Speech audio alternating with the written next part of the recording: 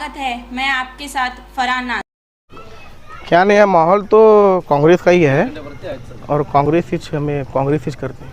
कांग्रेस किस लिए आपने चुना? अशोक मनगुड़ी एकदम यंग वर्कर है एक और अच्छा वर्कर है और उनके पहले उनके अब्बा नो 2 बार मिनिस्टर रह चुके हैं और जो ये सिंदगी के अंदर जो पानी की समस्या थी वो हमारे यमशी मनगुड़ी ने पूरी की है। तो अभी जो परसेंट एमएलए हैं यहाँ के बीजेपी के, क्यों आप उन्हें सपोर्ट नहीं कर रहे हैं? यहाँ सिंदगी में कैसा है बोले तो टोटल कुछ भी अभिवृद्धि नहीं हुई। सिंदगी लोकल तो कुछ भी नहीं होगी।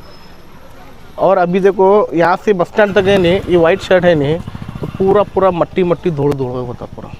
पिछली बार बाई इलेक्शन में मुस्लिम लोगों ने ही उन्हें सोचे थे कि कुछ तो भी अभिवृद्धि होंगी, कुछ तो भी काम होंगे करके सोचे थे, लेकिन लोग वो नहीं हुआ, इधर जिंदगी में नहीं हुआ। पर अशोक अगर आते हैं तो क्या बदलाव होगा यहाँ पर?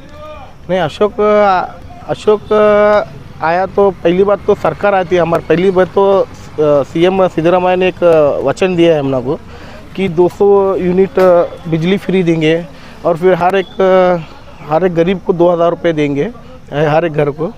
और फिर 10 किलो, अभी जो पहला 10 किलो करे तो सिद्धरामैया सरकार ने, अभी 5 किलो आया और फिर 10 किलो करेंगे। अभिवृद्धि तो होगी, अशोक मनगुड़ी आएगा तो फिर अभिवृद्धि होगी। मैं पहली बात तो बीजेपी होंदे और यत्नाल होंदे, ये पहला हिंदू मुस्लिम भाई को पहला झगड़ा लगाते हैं। पहला जो हिंदू मुस्लिम ने जो भाईचारा है नहीं वो पहला लगाते। और फिर यहाँ के हमारे जो सपोर्ट करते हैं हम लोग को हिंदू ही भाई करते पूरे। ऐसा होने नहीं देंगे हमारे कांग्रेस सरकार, हमको ऐसा लगता है। तो इस बार आप जिंदगी में अब जो 2005 से यहाँ पर कांग्रेस ने, इस बार कितने आने के चांसेस है कांग्रेस? ये बार तो 100% आने के चांसेस है। 100% यानी 110% आने के लिए तैयार है। आपका नाम? मेरा नाम समीर यरगन। ಸರ್ 2023 ಚುನಾವಣೆ ನಡೀತವೆ, ಇನ್ನು ಇಲ್ಲಿ ಯಾರಿಗೆ ಸಪೋರ್ಟ್ ಮಾಡ್ತೀವಿ? ಅಶೋಕ್ ಮನಗುಳಿ ಅವರಿಗೆ. ಯಾಕೆ ಸರ್ ಅಶೋಕ್ ಮನಗುಳಿ ಯಾಕೆ ಮಾಡ್ತೀವಿ? ಕಾಂಗ್ರೆಸ್ ಪಕ್ಷಕ್ಕೆ. ಇಲ್ಲಿ ಎದಕ್ಕೆ ಸರ್, ಎದಕ್ಕೆ ಅವ್ರಿಗೆ ಅಭಿವೃದ್ಧಿ ಅಧಿಕಾರ ಅವ್ರ ತಂದೆ ಏನು ಮಾಡಿದ್ರು ಸರ್? ಸತತ 45 ವರ್ಷಕ್ಕೆ ಈ ಸಿಂದಗಿ ತಾಲೂಕಿಗೆ ಅಪಾರ ಕೊಡುಗೆ ಅದಾವೆ ಅವ್ರ ತಂದೆಯವ್ರದ್ದು. ಅವರು ಬೇರೆ ಪಕ್ಷದಿಂದ ಇದ್ರೂ ನಮ್ಮ ಸಿಂದಗಿ ತಾಲೂಕಿಗೆ ಮರ್ಯಾದಂಥ ಕೆಲಸ ಮಾಡಿದ್ದಾರೆ ಅವ್ರ ತಂದೆಯವರು. ಆ ಋಣ ಮುಟ್ಟಿಸುವಂಥ ಅವಕಾಶ ಈಗ ಒದಗಿ ಬಂದಿದೆ. ಉದಾಹರಣೆ ಸಲುವಾಗಿ ಕೆಲವೊಂದು ಹೇಳ್ಬೋದಾ ಏನು ಮಾಡಿದ್ದಾರೆ ಅಂತೇಳಿ? ಸಿಂದಗಿ ತಾಲೂಕಿಗೆ ಕುಡಿಯಲು ನೀರು ಇದ್ದಿಲ್ಲ, ಬಳಗಾನೂರಿನಿಂದ ನೀರು ತಂದಿದ್ದಾರೆ, ಎರಗಲ್ಲಿಂದ ನೀರು ತಂದಿದ್ದಾರೆ, ಸಾವಿರಾರು ಕೋಟಿ ರೂಪಾಯಿ ಅಭಿವೃದ್ಧಿ ತಂದಿದ್ದಾರೆ. ಸಾಕಷ್ಟು ಕೆಲಸಗಳು ಅವ್ರ ಕಾರ್ಯದೊಳಗೆ ಆಗಿದ್ದಾವೆ. ಅವ್ರು ತಂದಂಥ ಅಭಿವೃದ್ಧಿ ಒಳಗೆ ಉಪಚುನಾವಣೆ ಒಳಗೆ ಬಂದಂಥ ಆಯ್ಕೆ ಆದಂಥ ಅವ್ರು ಬರೀ ರಿಬ್ಬನ್ ಕಟ್ ಮಾಡ್ಲಿಕ್ಕೆ ಅವ್ರಿಗೆ ಟೈಮ್ ಸಾತಿಲ್ಲ. ಇನ್ನೂ ಬಾಕಿ ಇದೆ ಅವ್ರು ತಂದಂಥ ಹಣವನ್ನೇ. ಸರ್ ಅವ್ರ ತಂದೆ ಪಾರ್ಟಿ ಬೇರೆದು, ಅವ್ರಿಗೆ ನಿಶ್ಚಿತ ಪಾರ್ಟಿ ಬೇರೆದು. ನಿಜ ಸರ್, ಅದಕ್ಕೆ ಉತ್ತರ ನಾವು ಉಪಚುನಾವಣೆಯಲ್ಲಿ ಕೊಟ್ಟಿದ್ದೀವಿ. ಈಗ ನಮ್ಮ ಕಾಂಗ್ರೆಸ್ಗರವರು ಕೊಟ್ಟಿದ್ದಾರೆ ಸರ್. ಅವ್ರ ಅಪ್ಪ ಅವ್ರ ಪಾರ್ಟಿ ಬೇರೆ ಇದ್ದು, ನಿಜ. ಅವ್ರು JDS ಇಂದ, ನಿಜ. ಅವ್ರು ಕಾಂಗ್ರೆಸ್ ನಿಂತು, ನಿಜ. ಅದರ ಸಂಬಂಧ ಏನು? ನಿಜ. ಈಗ ಯುವ ನಾಯಕನ ನಮ್ಮಲ್ಲಿ ಕಾಂಗ್ರೆಸ್ನಲ್ಲಿ ಸಾಕಷ್ಟು 45 ವರ್ಷಗಟ್ಟಲೆ ದುಡಿದವರು ಅವ್ರ ಜೊತೆ ಅದಾರ, ಯುವ ನಾಯಕ ಅದಾರ. ಅವ್ರಿಗೆ ಅವ್ರ ತಂದೆ ಅಂತ ಗುಣ ಅವ್ರ ಬಳಿ ಬರ್ತದೆ ಅಂತ ಹೇಳಿ ಒಂದು ಆಶಯ ಭಾವನೆ ಇಟ್ಟು ನಾವು ಅವ್ರಿಗೆ. ನೀವು ಅವ್ರಿಗೆ ಅವ್ರ ಅಪ್ಪದ ಕೆಲಸ ನೋಡಿದ್ರೆ ಬೈ ಎಲೆಕ್ಷನ್ದಲ್ಲಿ ಅವ್ರು ಗೆಲ್ಲಬೇಕಾಗಿತ್ತು. ಮತ್ತು ಅವ್ರ ಅಪ್ಪರ ಕೈಯಾಗ ರೈಟ್ ಹ್ಯಾಂಡ್ ಇವರೇ ರೀ. ಎಲ್ಲ ಕೆಲಸಗಳು ಇವರು ಮಾಡಿದವರು. ಆದರೆ ಅಧಿಕಾರದೊಳಗೆ ಇವರು ಇದ್ದಿಲ್ಲ, ಕಾರ್ಯಗಳದೊಳಗೆ ಎಲ್ಲ ಜನರ ಜೋಡಿ ಒಡನಾಟಿಯಾಗಿದ್ದರು ಅವರು. ಆದ್ರೆ ಬೈ ಎಲೆಕ್ಷನ್ ಒಳಗೆ ನೀವೇನೈತಿ BJPಗೆ ಆರಿಸಿ ತಂದ್ರಿ, ಆದ್ರೆ ಅವ್ರದ್ದು ಏನೈತಿ ಬೈ ಎಲೆಕ್ಷನ್ ಆರಿಸಿ ಬಂದ ನಂತರ ಇಲ್ಲಿ ಅಭಿವೃದ್ಧಿ ಏನಾಗಿದೆ? ಏನೂ ಆಗಿಲ್ಲ ಸರ್, ಶೂನ್ಯ ಅದ. ಬರೀ ಹೇಳೋದು ಅಷ್ಟು ಶೂನ್ಯ ಅದ. ಯಾಕಂದ್ರೆ ಪೂರಾ ರಾಜ್ಯದಾಗ ಅವ್ರದ್ದು ಸರ್ಕಾರ ಇತ್ತು, ಎಲ್ಲ ಮಂತ್ರಿಗಳು ಬಂದಿದ್ದರು, ಅವ್ರವ್ರ ಜಾತಿಗೆ ಅವ್ರವ್ರು ಹೊಲಿಸ್ಕೊಂಡು ಸಾಕಷ್ಟು ಹಣದ ಆಮಿಷ ಒಡ್ಡಿ ಅವ್ರದ್ರಾಗ ಜೈ ಗಳಿಸಿದ್ರು. ಆದರೆ ಈಗ ಆ ವಾತಾವರಣ ಇಲ್ಲ. ಮತ್ತು ನಮ್ಮ ಅಶೋಕ್ ಅಣ್ಣವರು ಆ ಟೈಮ್ನಾಗ ನೀವು ಕ್ವಶನ್ ಮಾಡಿದ್ರಲ್ಲ, ಇವರು ಮತ್ತೊಂದು ಪಕ್ಷದವರು ಈ ಪಕ್ಷಕ್ಕೆ ಬಂದಿದ್ದು ಗೊಂದಲಿತ್ತು ನಮ್ಮಲ್ಲಿ. ಈಗೆಲ್ಲ ಸಮಗ್ರ ಕರ್ನಾಟಕದೊಳಗೆ ಒಂದು ಅತಿ ಹೆಚ್ಚಾದ ಒಂದು ಹೈಲೈಟ್ ಮಾಡಿ ನಾವು ಕಾಂಗ್ರೆಸ್ ಆಯ್ಕೆ ಮಾಡ್ಬೇಕಂತ ಎಲ್ಲರೂ ನಾವು ನಿರ್ಣಯ ತೊಗೊಂಡಿವಿ ಸರ್. ಕಾಂಗ್ರೆಸ್ ಪಾರ್ಟಿಗೆ ಯಾಕೆ ಆಯ್ಕೆ ಮಾಡ್ಬೇಕಂತ ನಿರ್ಧಾರ ಮಾಡಿದ್ದೀರಾ ಸರ್? ಬಡಬಗ್ಗರ ಜೋಡಿ ಇರೋರು ಅವರೆಲ್ಲ ಸರ್. ಕೆಲವೊಂದು ಪಾರ್ಟಿ ಅದಲ್ಲ, BSP ಅದು, ಆಮ್ ಆದ್ಮಿ ಪಾರ್ಟಿ ಅದು, JDS ಪಾರ್ಟಿ ಅದು, ಇನ್ನೂ ತಳಮಟ್ಟದೊಳಗೆ ದುಡಿಬೇಕು, ಇನ್ನೂ ಅವಕಾಶ ಇದೆ ಸರ್ ಅವರಿಗೆ. ಓಪನ್ ಆಗಿ ಯತ್ನಾಳ್ಗೌಡ್ರು ಹೇಳ್ತಾರೆ, ಒಂದು ಓಟ್ ನಮಗೆ ಬೇಕಾಗಿಲ್ಲ ಮುಸ್ಲಿಮರ ಓಟ್ ಅಂತೇಳಿ. ಇಲ್ಲಿ 40,000 ಓಟ್ ಇದ್ದಾವೆ ನಮ್ಮ ಸಿಂದಗಿ ತಾಲೂಕಿನಲ್ಲಿ. ಮತ್ತು ರೊಕ್ಕ ತೊಂದರು ಮಕ್ಕಳು ಓಟ್ ಹಾಕಿಲ್ಲ ಅಂತೇಳಿ ಬಹಿರಂಗವಾಗಿ ಸ್ಪೀಚ್ ಕೊಡ್ತಾರೆ. ಅಂಥದ್ದು ಖಂಡಿಸೋದೇ ಅವ್ರು BJPಯವರಿಗೆ ಆಗಲ್ಲ. ಅವ್ರಿಗೆ ಯಾಕೆ ನಾವು ಪ್ರೀತಿಸಬೇಕು? ಕನಸಾಗಿ ಉಳಿತದೆ. ಇಲ್ಲೆಲ್ಲರೂ ನಾವೆಲ್ಲರೂ ಸಹೋದರರು. ಇದು ಬಸವನ ನಾಡು ಮತ್ತು ನಮ್ಮಲ್ಲಿ ನಡೆದಾಡೋ ದೇವರು ಅಂತೇಳಿ ಸಿದ್ದೇಶ್ವರ ಗುರುಗಳಿದ್ದರು ಮತ್ತು ಚನ್ನವೀರ ಮಹಾಸ್ವಾಮಿಗಳ ಮಠ ಅದ ನಮ್ಮಲ್ಲಿ. ಸಾಕಷ್ಟು ಸಮಾಜಗಳು ಒಂದೇ ತಾಯಿ ಮಕ್ಕಳಾಗಿ ನಾವು ಬದುಕ್ತೀವಿ. ಬಸವನಗೌಡರು ಅಂತವ್ರಿಗೆ ಯಾರೂ ಇಲ್ಲಿ ಸೊಪ್ಪು ಹಾಕಂಗಿಲ್ಲ ಅಂತ ನನ್ನ ಅನಿಸಿಕೆ ಅದು. ಈಗ ಅಶೋಕ್ ಅವ್ರು ಆರ್ಸ್ ಬಂದ್ರೆ ಏನು ಬದಲಾಗ್ತದೆ? ಯುವಕರು ಬದಲಾಗ್ತಾರೆ ರೀ. ಇನ್ನೂ ಶಾಲಿಗೆ ಇನ್ನೂ ಸಾಕಷ್ಟು ಶಿಕ್ಷಣ ಕೊಡಬೇಕಾಗ್ಯದ, ಇನ್ನೂ ಅಭಿವೃದ್ಧಿ ಆಗಬೇಕಾಗ್ಯದ. ಇನ್ನೂ ಅನೇಕ ಕೆಲಸಗಳು ಆಗಬೇಕಾಗಿದ್ದಾವೆ. ಯುವಕರ ಇನ್ನೂ ಸಾಕಷ್ಟು ದುಡಿಯೋ ಅವಕಾಶ ಇದಾವೆ. ಸಿದ್ದರಾಮಯ್ಯನ ಜನಪ್ರಿಯತೆ ನೋಡಿ ಎಲ್ಲರೂ ಅವ್ರಿಗೆ ಹುಮ್ಮಸ್ಸದಿಂದ ನಾವು ತಾಲೂಕಾದ ಜನ ಒಂದು 22-30 ಲೀಡ್ ಕೊಡಬೇಕಂತೇಳಿ ಆಶಾಭಾವನೆ ಅದ ನಮ್ಮದು. ಬಂದೇ ನವಾಜ್ ಸೈಫನ್ ಸಾಬ್ ಶಾಪೂರ್ ಅಂತೇಳಿ. ನಾನು ಕಾಂಗ್ರೆಸ್ ನಾಯಕ. ಸರ್ ಕಾಂಗ್ರೆಸ್ ಸಪೋರ್ಟ್ ಮಾಡ್ತೀವಿ ಸರ್. ಸರ್ ಯಾಕೆ ಕಾಂಗ್ರೆಸ್ಗೆ ಯಾಕೆ? ಸರ್ ಕಾಂಗ್ರೆಸ್ನಿಂದ ಅಪಾರ ಕೊಡುಗೆ ಇದೆ ಸರ್. ದೇಶಕ್ಕೆ ಇದೆ, ರಾಜ್ಯಕ್ಕೆ ಇದೆ, ಮತ್ತು ತಾಲೂಕಿಗೆ ಇದೆ. ಇನ್ನೊಂದು ಏನು ವಿಷಯ ಅಂತಂದರೆ ಭಾಳ ದಿನ ಆಯಿತು ನಮ್ಮ ಕ್ಷೇತ್ರದಲ್ಲಿ 15-20 ವರ್ಷ ಆಯಿತು ಕಾಂಗ್ರೆಸ್ ಗೆದ್ದಿಲ್ಲ. ಆದರೆ ಗೆಲ್ಲಿಸೋ ಸಂಬಂಧ ಎಲ್ಲರೂ ಪಣ ತೊಟ್ಟಿ ನಿಂತಿದ್ದೀವಿ ನಾವು, ಮತ್ತು ಗೆಲ್ಲಿಸ್ತೀವಿ ಅಂತೇಳಿ ಇದೊಂದು ನಮ್ಮ ಎಲ್ಲರೂ ಅಂದ್ಕೊಂಡು ಕಿಶಿಂದ ಎಲ್ಲ ಥರದ ತಯಾರಿಗಳನ್ನು ಮಾಡ್ಕೋತಾ ಇದ್ದೀವಿ.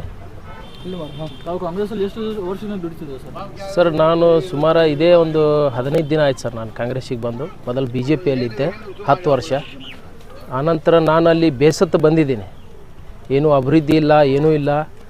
ಇನ್ನೊಂದು ಏನು ವಿಷಯಪ್ಪ ಅಂದರೆ ದಿವಂಗತ MC ಮನಗೂಳಿ ಅವರು ಒಂದು ತೋಟಗಾರಿಕೆ ಕಾಲೇಜ್ ತಂದು ಕೊಟ್ಟಿದ್ದರು ನಮ್ಮ ಸಿಂದಗಿ ಆಲ್ಮೇಲ್ ನಗರಕ್ಕೆ. ಅದನ್ನು ವಾಪಸ್ BJPಯವರು ಪಡ್ಕೊಂಡ್ರು.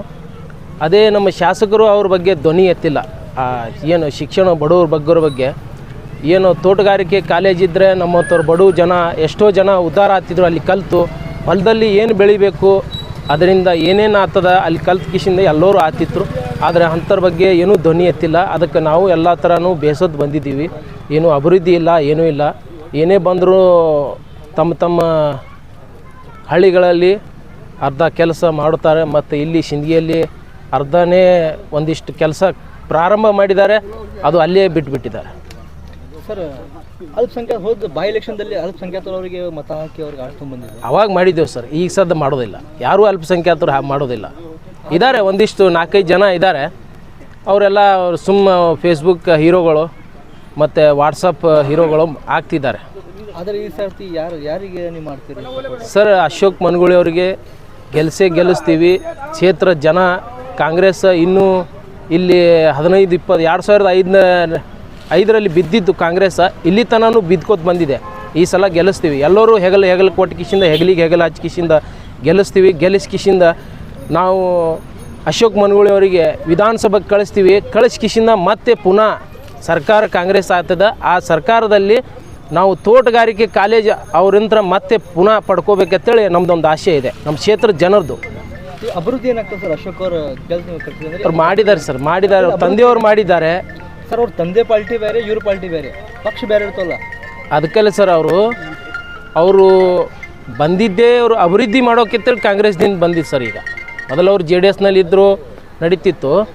ಈಗೇನು ಅಭಿವೃದ್ಧಿ ಮಾಡಿಸೋ ಸಂಬಂಧಿ ಅವ್ರು ಕಾಂಗ್ರೆಸ್ಗೆ ಬಂದಿದ್ದು ಸರ್. ಮುಂದಿನ ದಿನಮಾನದಾಗ ಸರ್ಕಾರ ಆಗ್ತದ, ನಮ್ಮ ಕ್ಷೇತ್ರ ಅಭಿವೃದ್ಧಿ ಮಾಡ್ಬೇಕಂದ್ರೆ ಸರ್ಕಾರ ಮುಂದಿನ ದಿನಮಾನದಾಗ ಕಾಂಗ್ರೆಸ್ ಆಗ್ತದ. ಅದಕ್ಕೆ ನಾನು ಇದಕ್ಕೆ ಹೋಗೇಬೇಕು, ಕಾಂಗ್ರೆಸ್ಗೆ ಸೇರ್ಪಡೆ ಆಗಬೇಕು, ನಾನು ಕಾಂಗ್ರೆಸ್ದಿಂದ ಸ್ಪರ್ಧೆ ಮಾಡಬೇಕು, ಗೆದಿಬೇಕು. ಆ ಭಾವನೆಯಿಂದ ಏನೋ ನಗರದ ಇದು ತಾಲೂಕಿನ ಎಲ್ಲ ಕ್ಷೇತ್ರದ ಜನರ ಬಗ್ಗೆ ಒಂದು ಚಿಂತೆ ಮಾಡಿ ಪಕ್ಷ ಬಿಟ್ಟು ಮತ್ತೊಂದು ಪಕ್ಷಕ್ಕೆ ಬಂದಿದ್ದಾರೆ ಅವರು. ಸರ್ ಆವಾಗ ನೀವು ಯಾಕೆ ಬೈ ಎಲೆಕ್ಷನ್ದಲ್ಲಿ ಅವ್ರು ಸಪೋರ್ಟ್ ಮಾಡಿಲ್ಲ? ಯಾಕೆ ಅವ್ರ ಮ್ಯಾಗ ನಿಮ್ಗೆ ಸರ್ ನಾವು ಸತತ ಅವ್ರ ಮ್ಯಾಗ ನಂಬಿಕೆ ಇದ್ದಿಲ್ಲ ಅವ್ರಿಗೆ? ಇಲ್ಲ ಸರ್, ನಾವು ಅಲ್ಲಿ BJPಯಲ್ಲಿ ಇದ್ದೆವು. ಆವಾಗ ನಾವು BJPಯಲ್ಲಿ ಇದ್ದೆವು, ಮಾಡೋಕ್ಕೂ ಅಲ್ಲೇ ಮಾಡಿದ್ದೆವು. ಈ ಸಲ ಬಿಟ್ಟು ಬಂದಿದ್ದೇವೆ ಸರ್.